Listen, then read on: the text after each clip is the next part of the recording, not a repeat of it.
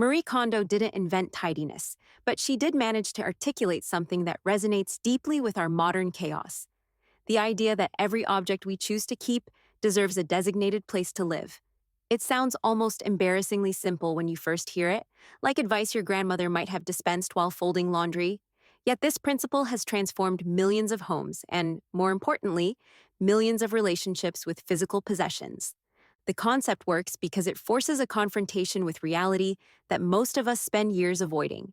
When Kondo asks you to give everything a home, she's really asking you to acknowledge exactly how much you own.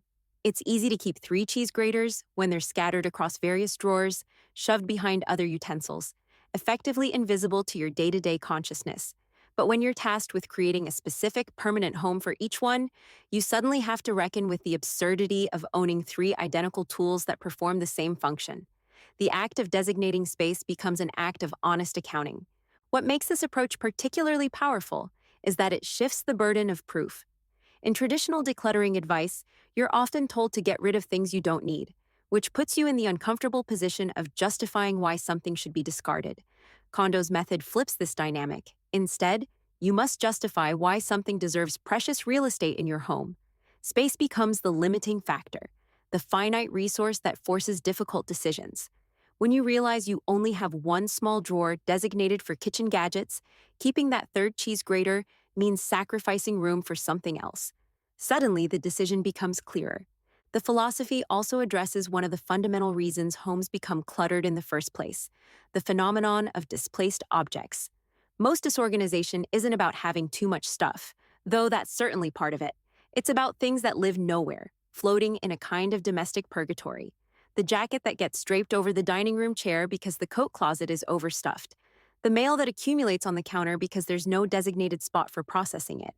The chargers and cables that tangle themselves into impossible knots in whatever drawer has space.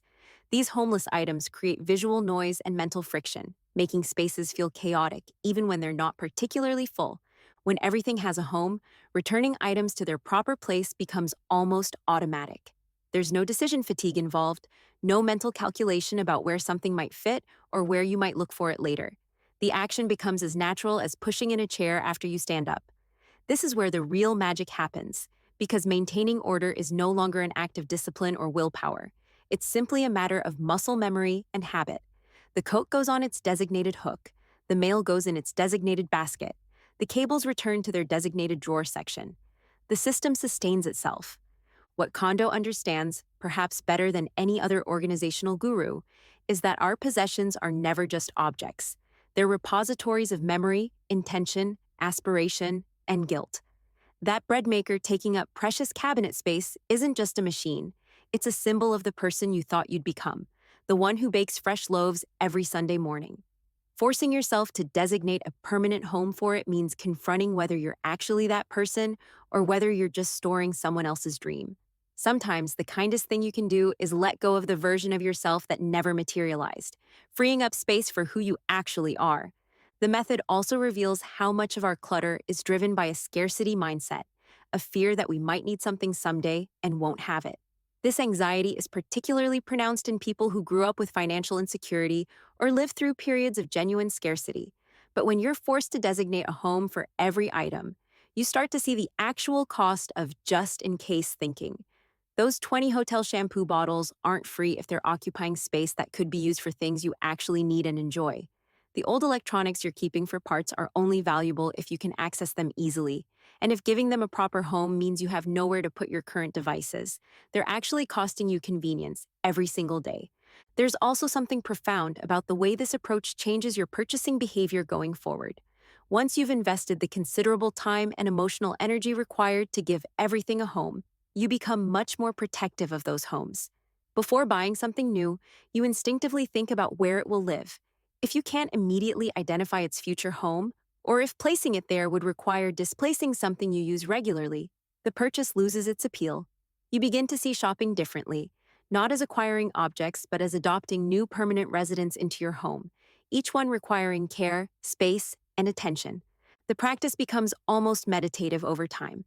There's something deeply satisfying about opening a drawer and finding exactly what you need, right where you expect it to be, surrounded only by items that serve a similar purpose.